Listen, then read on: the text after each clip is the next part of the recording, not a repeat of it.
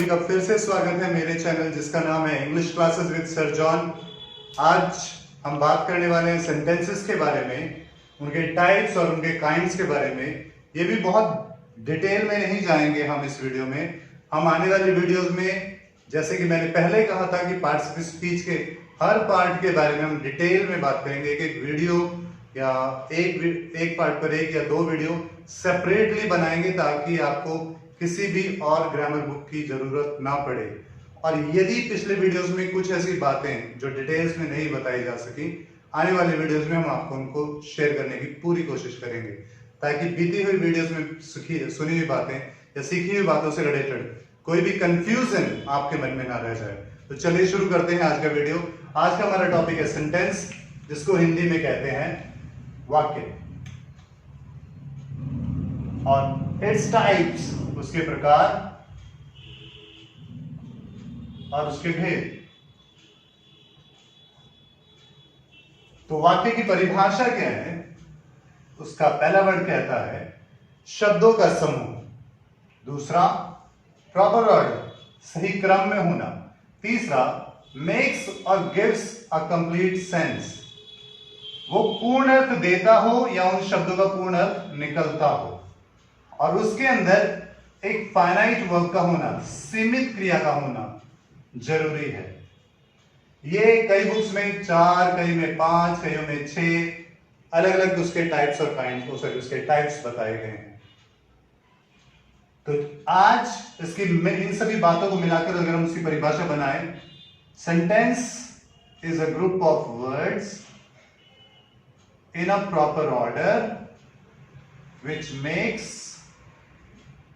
complete sense and has a finite verb known as sentence। शब्दों का वह समूह जो सही क्रम में हो और पूर्ण अर्थ देता हो और जिसके अंदर एक सीमित क्रिया का प्रयोग हुआ हो, उसे हम वाक्य कहते हैं। एग्जाम्पल के तौर पर हम समझेंगे इसे। अब अगर हम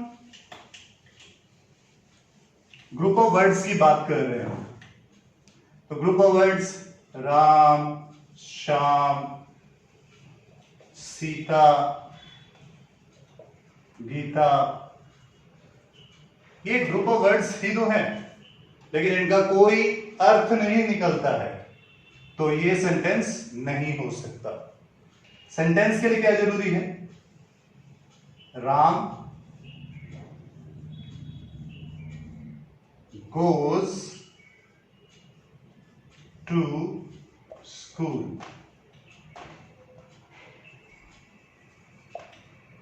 राम स्कूल जाता है।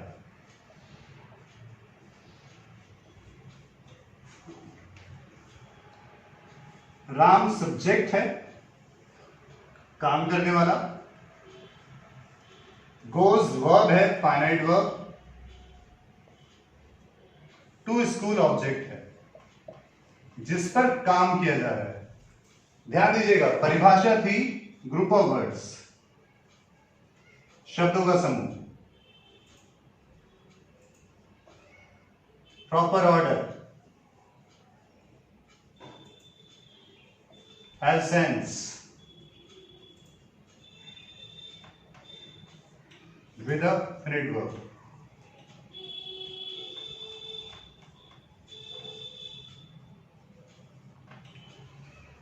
शब्दों का समूह है, 1 2 3 4 4 शब्द हैं।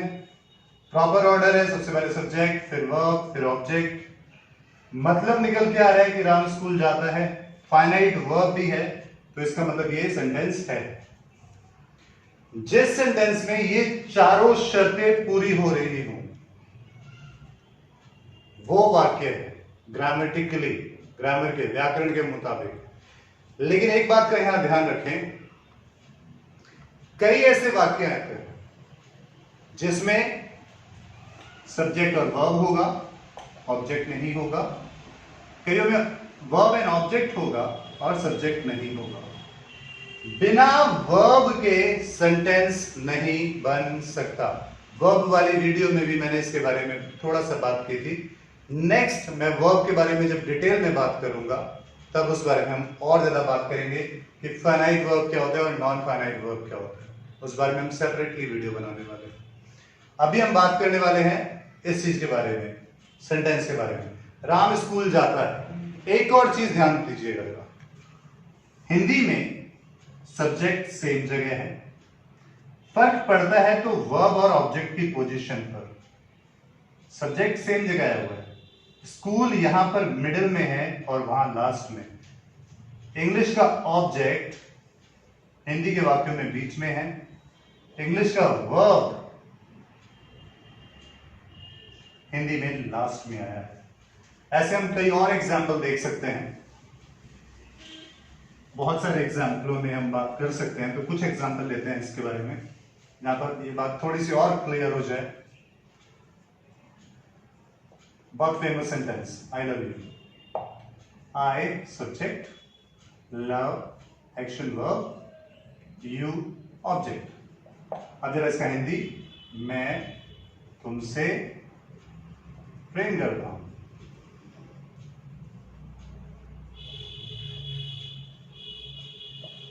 फिर दोबारा देखिएगा, सब्जेक्ट सेम पोजीशन पर है, यू यहां ट्रांसलेशन तुमसे मिडिल में है, प्रेम करता हूं लास्ट में है। ओके, और एग्जांपल देखते हैं।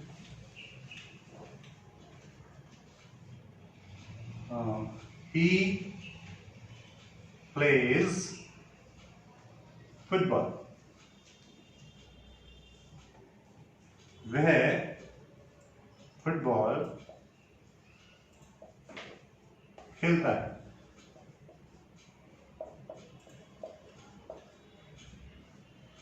सब्जेक्ट सेम जगह, ऑब्जेक्ट लास्ट में था और वर्ब इधर है।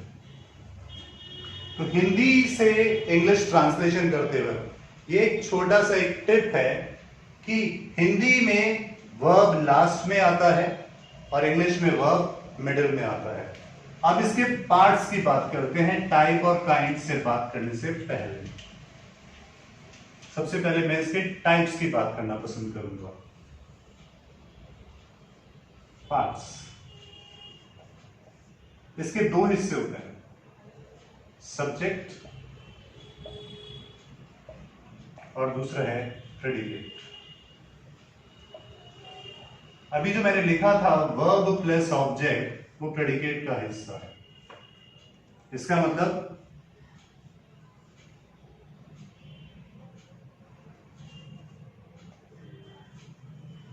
they buy flowers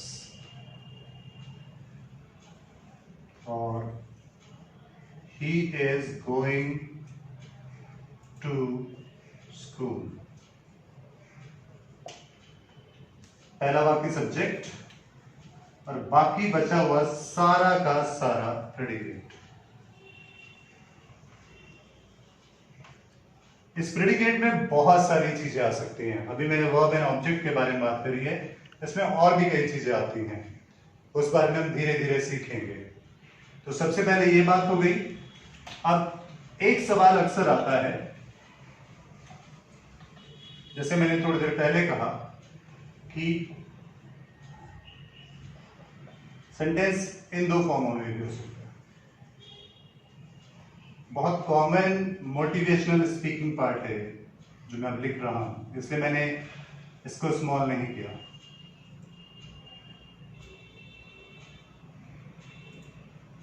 नॉर्मली ये तीनों शब्द ही हेल्पिंग वर्ब है, लेकिन इनका सी कैपिटल रखने का सिर्फ एक ही उद्देश्य है कि ये बहुत ज्यादा बोले जाने वाले स्लोगन है। आई कैन, आई में मैं कर सकता हूं डाउटफुल है, आई कैन मैं कर सकता हूं थोड़ा और स्ट्रांग है, आई विल मैं करूंगा। यहां पर वर्ब का इंटेंशन इन्हीं के अंदर छुपा हुआ है। ओरिजिनली इसका मतलब है I can do, I will do, I may do.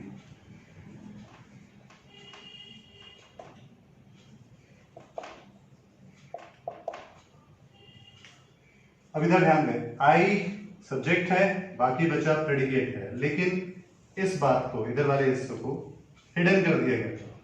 जैसे कि मैंने पहले कहा कि कई सेंटेंसेस में सब्जेक्ट और वर्ब होगा, कई में verb and object. Verb and object maximum जब हम गुस्सा होते हैं तो हम क्या बोलते हैं? शट योर माउथ, अपना मुंह बंद करो। स्टार्ट हुआ शट से। आपने जिसको बोला उसका यहां नाम नहीं है, सब्जेक्ट यहां पर नहीं है, यहां वर्ब से शुरू होके ऑब्जेक्ट आ रहा है। या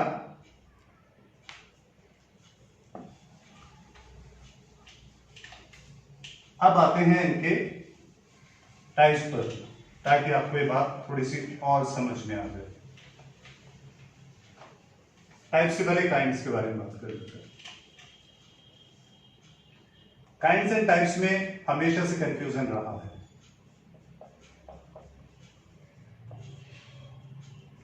सिंपल, कंपाउंड, कॉम्प्लेक्स, जिसके बारे में अलग से वीडियो इसके बाद बनेगा। और आज हम बात करेंगे इसके भेदों के बारे में। सबसे पहले है डिक्लेरेटिव, उसके बाद आता है इंटेरोगेटिव,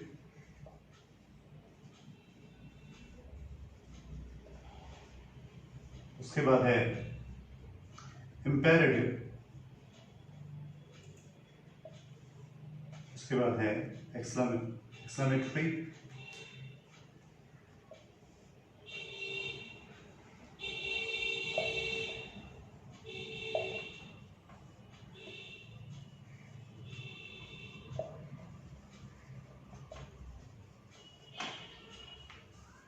ये स्ट्रक्चर है।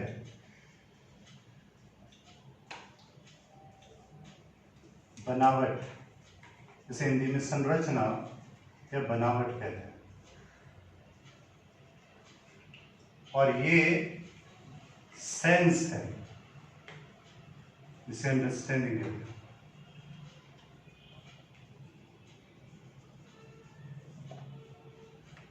तो जब हम किसी भी चीज को समझते हैं तो उसको दो चीजों के बेस पर समझते हैं, उसकी बनावट कैसी है और उसकी अंडरस्टैंडिंग, उसे क्या समझ में आता है। इसलिए ये दोनों चीजें अलग अलग हैं, काइंड्स एंड टाइप्स। लेकिन आज मैं इनके बारे में बात नहीं करने वाला हूं। आज मैं बात करूंगा इन चार के बारे में। और जैसे मैंने पहले कहा था कि कुछ किताबें इसके बारे में अलग से सेपरेटली इनको सारे इनके छोटे छोटे हिस्सों को भी सेपरेटली काउंट करती हैं। मेरा कहने का मतलब है डिक्लेरेटिव सेंटेंस को दो भागों में बांटा जाता है, अफर्मेटिव या असर्टिव सेंटेंस। इसका दूसरा पार्ट है नेगेटिव सेंटेंस। इंटरोगेटिव को भी दो हिस्सों में बांटा जाता है, एक है जो डब्ल्यू और एच से शुरू होते हैं, एक है जो हेल्पिंग वर्ब से शुरू होते हैं। इंपेरेटिव लेट के साथ वाले और वर्ब से शुरू होने वाले। एक्सक्लेमेटरी, इसके बारे में जब हम इसके बारे में बात करेंगे तब हम बात करते हैं। तो चलिए शुरू करते हैं आज का पहला पार्ट, सेंटेंस के पहले टाइप के बारे में।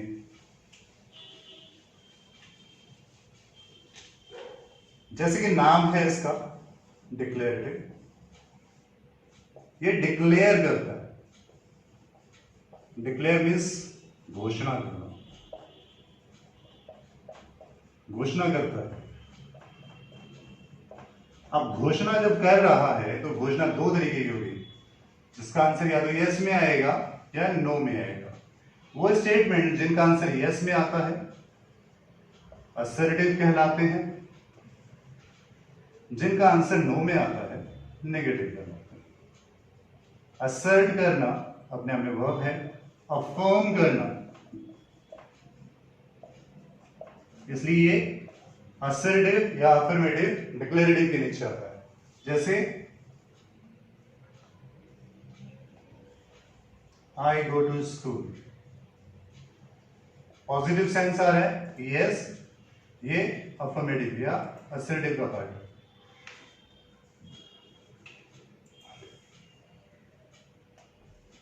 I do not like pineapple.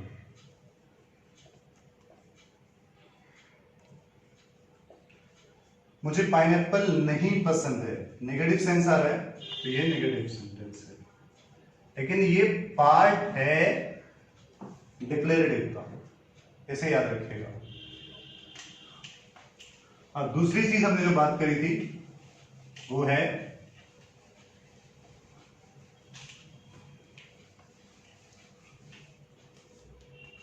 Interrogative.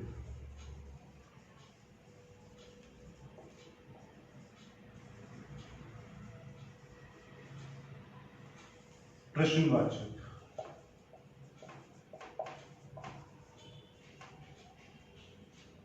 जो सवाल करे, सवाल दो तरीके से होते हैं। एक, जैसे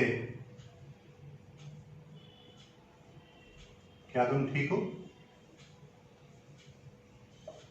पहला सवाल हो गया। और दूसरा सवाल है तुम्हारा नाम क्या है।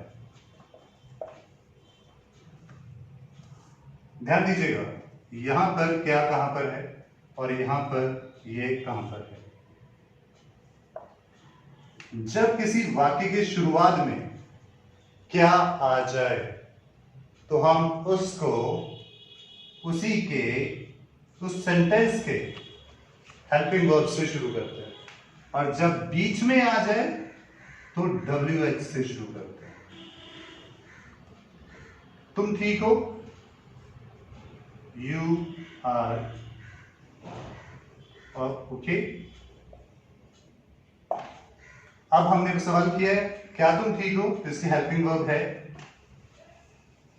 आर, ये बन जाएगा आर यू ओके। अब हेल्पिंग वर्ब के बारे में हम बात करेंगे वर्ब वाले चैप्टर में दोबारा से, क्योंकि पिछले वर्ब वाले चैप्टर में मैंने आपको एक छोटी छोटी हिस्सों में डिटेल दी थी, पर्टिकुलरली ज्यादा डिटेल नहीं दी थी। तुम्हारा नाम क्या है, इस क्या की इंग्लिश है व्हाट इज योर नेम।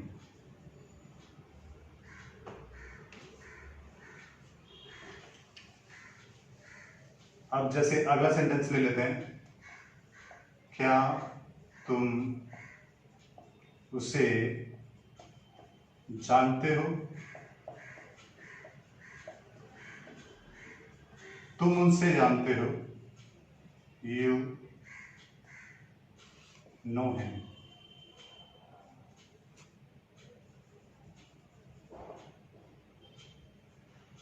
अब देखिए यहां तो कोई हेल्पिंग वर्ब नहीं है, जिनकी हेल्पिंग वर्ब नहीं दी जाती याद रखिएगा वो सिंपल प्रेजेंट टेंस के पार्ट होते हैं और उनकी हेल्पिंग वर्ब होती है डू या डज। इसके बारे में हम टेंस में बात करेंगे। डू यू नो हिम,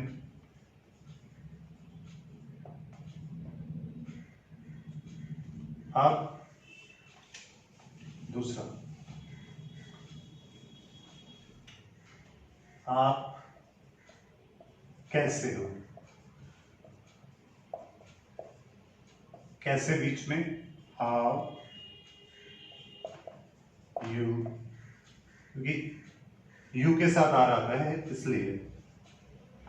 तो ये हो गया इंटरोगेटिव प्रश्नवाचक वाक्य दो तरीके से, एक जिनके शुरुआत में प्रश्नवाचक शब्द होता है, एक जिनके बीच में प्रश्नवाचक शब्द होता है। दोनों की ट्रांसलेशन के एक छोटा सा एग्जांपल ये। अब हम अगले हिस्से की बात करते हैं।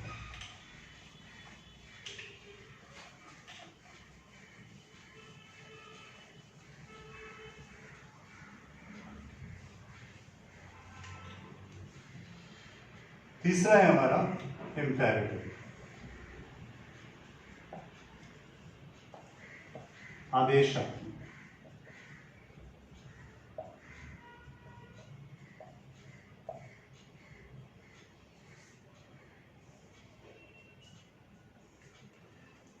यहां पर मैक्सिमम आपको या अक्सर आपको सुनने में मिलेगा command, request, suggestion, prohibit, prohibition, advice,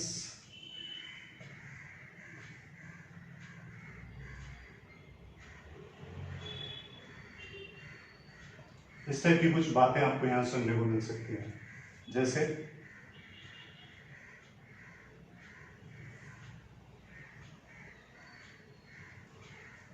help the poor, गरीबों की मदद करो, रिक्वेस्ट, कैन यू हेल्प मी, क्या आप मेरी सहायता कर सकते हो,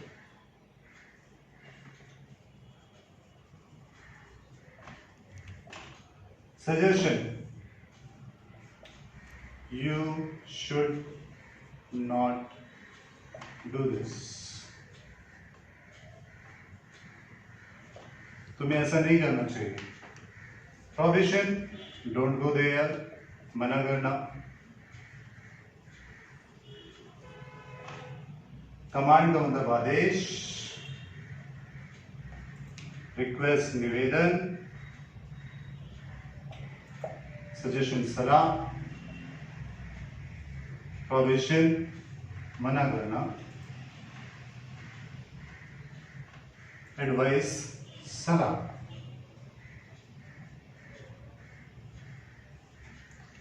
तो इस तरीके के वाक्य जब आपको दिखाई दें, help the poor, don't go there, can you help me, you should not do this, तो जिनका सेंस इन शब्दों में से आता हो वो सारे के सारे इंपेरेटिव सेंटेंस होते हैं। इंपेरेटिव की हिंदी में दो और मीनिंग है, वो हम वीडियो के लास्ट में बात करेंगे, और वहां पर मैं एक और चीज भी क्लियर करूंगा कि काइंड्स और टाइप्स कौन कौन से होते हैं। अब हम सेंटेंस के आखिरी हिस्से के बारे में बात करने से पहले मैं चाहूंगा कि मैं इन दो शब्दों के बारे में आपसे बात करूं, काइंड्स और टाइप्स। ओरिजिनली ये एक दूसरे के सिनोनिम है।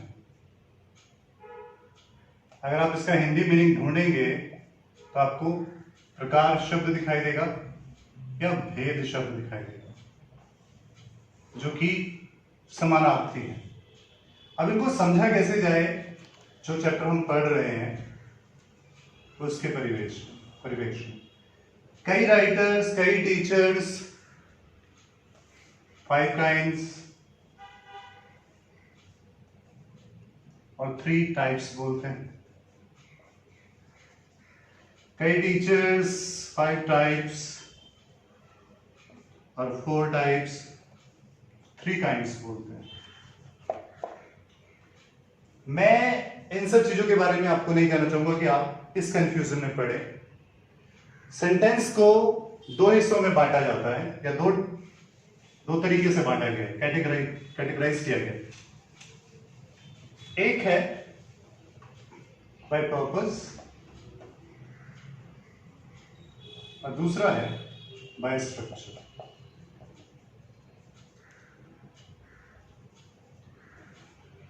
अगर आप by purpose, kinds by purpose या काइंड्स बाय स्ट्रक्चर, तो बाय पर्पस ये 4 या 5, जैसा कि मैं अभी बात करने वाला हूं चौथे और 5वें हिस्से के बारे में, और बाय स्ट्रक्चर ये 3 टाइप के होते हैं या 3 तरीके के होते हैं, हम बात कर चुके हैं।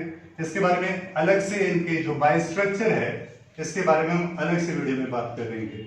अभी हम जो बात कर रहे हैं वो sentence, kinds of sentence by purpose है, और अब हम हैं उसके चौथे हिस्से पर, जो है एक्सक्लेमेटरी सेंटेंसेस। एक्सक्लेमेटरी, एक्सक्लेम करना, विस्मय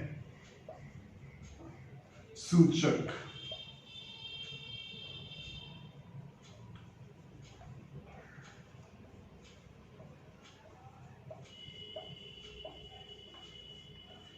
और उसके बाद आता है 5वां, ऑप्टेटिव।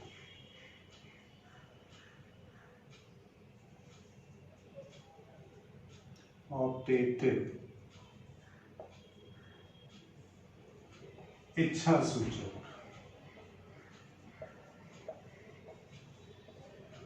आज की डेट में ग्रामर इसको इसके साथ ही पढ़ाती है। पुरानी ग्रामर बुक्स अगर आप उठाएंगे या अच्छे राइटर्स की ग्रामर बुक आप उठाते हैं देखते हैं तो उसमें आपको ये सेपरेटली लिखा हुआ नजर आएगा, लेकिन आजकल की ग्रामर बुक सिर्फ 4 हिस्सों के बारे में बात कर रही है। इसके बारे में आज की मॉडर्न इंग्लिश ग्रामर बात नहीं करती। दोनों में कॉमन चीज क्या है? Exclamation mark. दोनों में फर्क क्या है? एक्सक्लेमेटरी सडन इमोशन है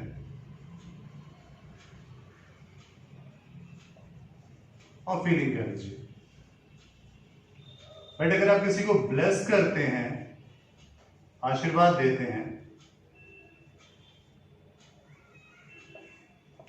या ब्लेस किसी के साथ अच्छा करने की इच्छा रखते हैं तो वो ऑप्टेटिव हो जाता है। ध्यान दीजिएगा, एक्सक्लेमेटरी में सडन इमोशन या फीलिंग है, इसमें ब्लेसिंग या डिजायर है। दोनों का कॉमन चीज क्या है? इसमें एक्सक्लेमेटरी मार्क मिलेगा। एक्सक्लेमेटरी सेंटेंसेस दो तरीके से लिखे जाते हैं, एक तो इंटरजेक्शन वर्ड्स के साथ, दिखाई नहीं देने मैं नीचे की तरफ आ रहा हूं। ये दो तरीके से लिखे जाते हैं, एक है इंटरजेक्शन वर्ड्स के साथ और दूसरा है डब्ल्यू वर्ड्स का, क्वेश्चन वर्ड, डब्ल्यू और एच वर्ड के साथ। इंटरजेक्शन जैसे हा, हे, Bravo,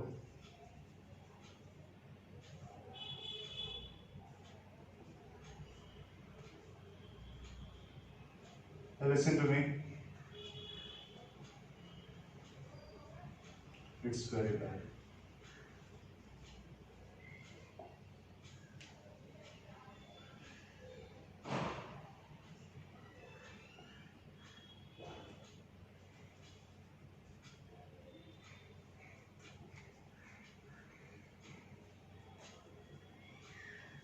We have done it. एक तो हो गया ये जो इंटरजेक्शन वर्ड के साथ शुरू हुआ एक्सक्लेमेटरी सेंटेंस। दूसरा है जो WH के साथ शुरू होते हैं, जैसे what a scene, how beautiful it is,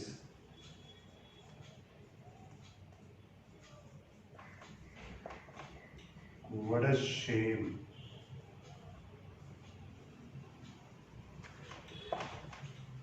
first word W और H, एट द लास्ट अंत में हम क्या देख रहे हैं? Exclamatory mark, exclamatory mark, exclamatory mark. अब जरा हम बात कर लेते हैं ऑप्टेटिव्स की। ऑप्टेटिव्स में इच्छा जताई जाती है, जैसे मे गॉड ब्लेस यू,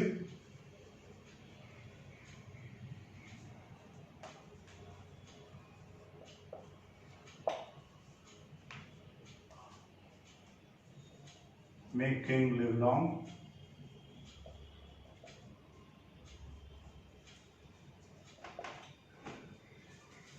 दोनों में ही ब्लेसिंग्स हैं। ये डिजायर भी है और ब्लेसिंग भी है, दोनों की लास्ट में। आज की पर्सनल जो प्रेजेंट ग्रामर है वो डिजायर्स के पीछे एक्सक्लेमेटरी को कई बार यूज करती है, कई बार यूज नहीं करती। ये अंडरस्टैंडिंग के बेस पर डिपेंड करता है। मैं जिस विषय पर आपका ध्यान दिलाना चाहूंगा या चाहता हूं, आज ये चीजें इसी के साथ मिक्स कर दी गई हैं। अब हम जो पढ़ते हैं वो ये पढ़ते हैं कि एक्सक्लेमेटरी सेंटेंस के अंदर हम बात करने लगे थे इंपेरेटिव के बारे में। एक्सक्लेमेटरी में आ गया loss, profit, joy, sorrow etcetera. इन सब चीजों के बारे में जब हम बात करते हैं तो ये कहीं ना कहीं इमोशन भी है, ये कहीं ना कहीं फीलिंग भी है, और इसमें ऐड कर दिया गया prayer, wish and desire. Grammar ने पांचवा काइंड फिनिश करके मॉडर्न ग्रामर ने मिक्स कर दिया यहां पर।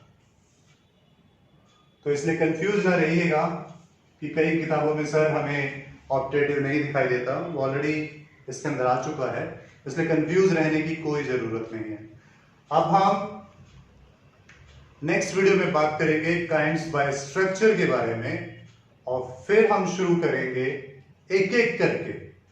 उसके बाद अगले वीडियो में हम बात करेंगे वर्ब के बारे में। जैसे मैंने पहले वर्ब की वीडियो में कहा था कि बहुत इंपॉर्टेंट पार्ट है, और फिर वर्ब के हर एक हिस्से के बारे में हम डिटेल में बात करके फिर हम जाएंगे सब्जेक्ट वर्ब एग्रीमेंट के ऊपर, और उसके बाद हम टेंसेस के बारे में बात करेंगे, और फिर हम चलेंगे स्पोकन इंग्लिश के बारे में बात करते हुए। तो तब तक, जब तक हम आपसे अगले वीडियो में मिलते हैं, खुश रहें, हंसते रहें, स्वस्थ रहें। धन्यवाद।